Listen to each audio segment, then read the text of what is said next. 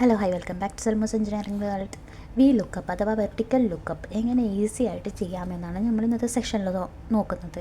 ഈ സെക്ഷനിലൂടെ നിങ്ങൾക്ക് കംപ്ലീറ്റ് എല്ലാവർക്കും VLOOKUP വളരെ ഈസി ആയിട്ട് തന്നെ ഹാൻഡിൽ ചെയ്യാൻ പറ്റണം.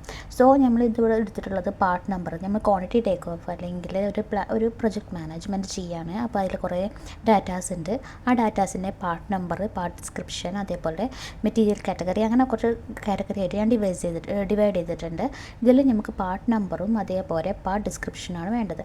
സോ ഞാൻ ചെയ്യാൻ പോകുന്നത് വെച്ചാൽ വെർട്ടിക്കൽ ലുക്കപ്പ് അല്ലെങ്കിൽ VLOOKUP എന്ന് പറയുന്നത് എന്താ, വെർട്ടിക്കൽ ആയിട്ടുള്ള ഡാറ്റ, ഒരു കറസ്പോണ്ടൻ്റ് ആയിട്ടുള്ള ഡാറ്റ, നമുക്ക് വേണ്ട ഡാറ്റൻ്റെ കറസ്പോണ്ടൻ്റ് ആയിട്ട് ഏതാണോ വേണ്ടത് അതാണ് നമുക്ക് ഇവിടെ ചൂസ് ചെയ്ത് തരുന്നത്.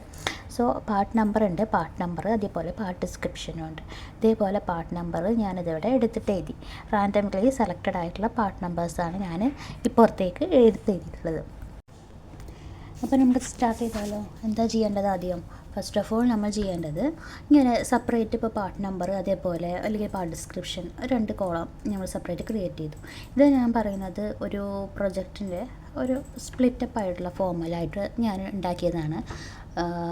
ഒരു പ്രൊജക്റ്റ്, അതിൻ്റെ പ്രൊജക്റ്റിൻ്റെ പാർട്ട് ഐഡൻറ്റിഫിക്കേഷൻ, അതേപോലെ മെറ്റീരിയൽ, അങ്ങനെ ഒരു കാറ്റഗറി ആക്കി ഞാൻ ഉണ്ടാക്കിയതാണ്.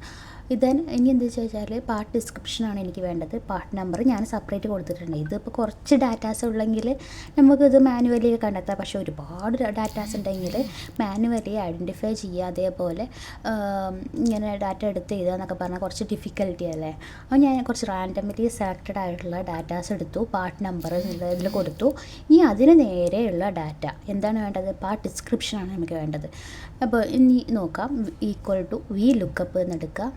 ഇനി ബ്രാക്കറ്റ് ഓപ്പൺ ചെയ്യുമ്പോൾ ലുക്കപ്പ് വാല്യൂ, ഏത് ലുക്കപ്പ് വാല്യൂ എന്ന് പറയുന്നത് എന്താ, ഏതിൻ്റെ ഇതാണ് നമ്മൾ നോക്കുന്നത്, ഏതിൻ്റെ വെർട്ടിക്കൽ ഡാറ്റയാണ് നോക്കുന്നത്, അത് ഞാൻ സെലക്ട് ചെയ്ത് കൊടുത്തു.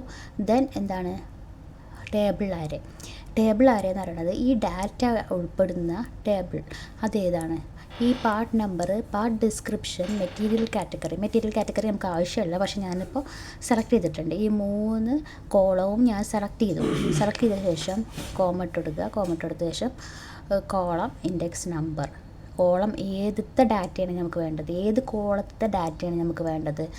1 2 പാർട്ട് ഡിസ്ക്രിപ്ഷൻ പറയുന്നത് എന്താ, പാർട്ട് നമ്പർ പറയുന്നത് 1 കോളം, പാർട്ട് ഡിസ്ക്രിപ്ഷൻ എന്ന് പറയുന്നത് 2nd കോളം. അപ്പോൾ 2 ഇട്ടെടുത്തു. ട്രൂ ഓർ ഫാൾസ്, നമുക്ക് ഒറിജിനൽ വാല്യൂ വേണ്ടത്, എക്സാക്റ്റ് വാല്യൂ ആണ് ഫയൽസ്. ദെൻ എന്താണ് ട്രെയിലർ, കണ്ടോ ആ പാർട്ട് ഡിസ്ക്രിപ്ഷൻ വന്നത് കണ്ടോ, ജസ്റ്റ് ഡ്രാഗ് ചെയ്യുമ്പോൾ അതിൻ്റെ എല്ലാം ആ ഒരു കറസ്പോണ്ടൻ്റ് ആയിട്ട് അതിൻ്റെ വെർട്ടിക്കൽ വാല്യൂസ് എല്ലാത്തിൻ്റെയും വരും.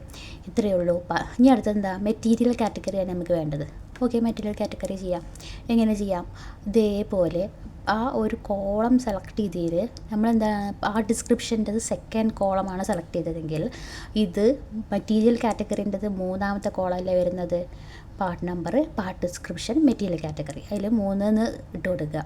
സോ ബാക്കിയുള്ളതൊക്കെ സെയിം. ഇപ്പം ഞാൻ മാറിയത് കണ്ടോ, ഇപ്പോൾ മനസ്സിലായില്ലേ VLOOKUP എത്ര എളുപ്പമാണെന്ന്. വളരെ സിമ്പിളാണ്. നമുക്ക് ഇപ്പോൾ ഒരു കോസ്റ്റ് കൺട്രോൾ അല്ലെങ്കിൽ ക്വാണ്ടിറ്റി എടുക്കുമ്പോൾ അല്ലെങ്കിൽ എസ്റ്റിമേഷൻ എടുക്കുമ്പോൾ ഇതേപോലെ കുറച്ച് ഡാറ്റാസ് റാൻഡംലി അല്ലെങ്കിൽ പല കോഡും ഉണ്ടെങ്കിൽ ആ കോഡിന് കറസ്പോണ്ടൻ്റ് ആയിട്ടുള്ള വാല്യൂ ആണെങ്കിലൊക്കെ നമുക്ക് ഇതേപോലെ സെലക്ട് ചെയ്യാം. കാരണം കുറേ ഉണ്ടാവും. ഞാൻ ജസ്റ്റ് കാണാതെ ഇത് എഴുതി കാണിക്കുന്നത് നോക്കാതെ നമുക്ക് ചെയ്താലോ. ഈക്വൽ ടു VLOOKUP, ഏത് ലുക്കപ്പ് വാല്യൂ ആണോ വേണ്ടത് അത് സെലക്ട് ചെയ്യുക. ദെൻ എന്താണ് കോളം ഏതാണോ ആ ഒരു കോളം, ആ ടേബിൾ ആരെ സെലക്ട് ചെയ്ത് കൊടുക്കുക. ആ കോളത്തിൻ്റെ നമ്പർ ഇട്ട് കൊടുക്കുക. ഇപ്പോൾ 3 ആണോ 2 ആണോ ഏതിൻ്റെ വേണ്ടത്, ഞാൻ 3 ആണ് വേണ്ടത്, മെറ്റീരിയൽ കാറ്റഗറിയാണ് വേണ്ടത്. പിന്നെ ട്രൂ ഓർ ഫാൾസ്, അപ്രോക്സിമേറ്റ് ആണ് വേണ്ടത്, അത് എക്സാക്റ്റ് വാല്യൂ ആണ് വെച്ചാൽ അത് കൊടുക്കുക. എക്സാക്റ്റ് ആണ് നമുക്ക് വേണ്ടത്. ഇത്രയേ ഉള്ളൂ. വളരെ സിമ്പിളായിട്ട് നമുക്ക് ചെയ്തുകൂടെ VLOOKUP. ഇതെന്തിൻ്റെ പർപ്പസ് എന്താണെന്ന് മനസ്സിലായില്ലേ?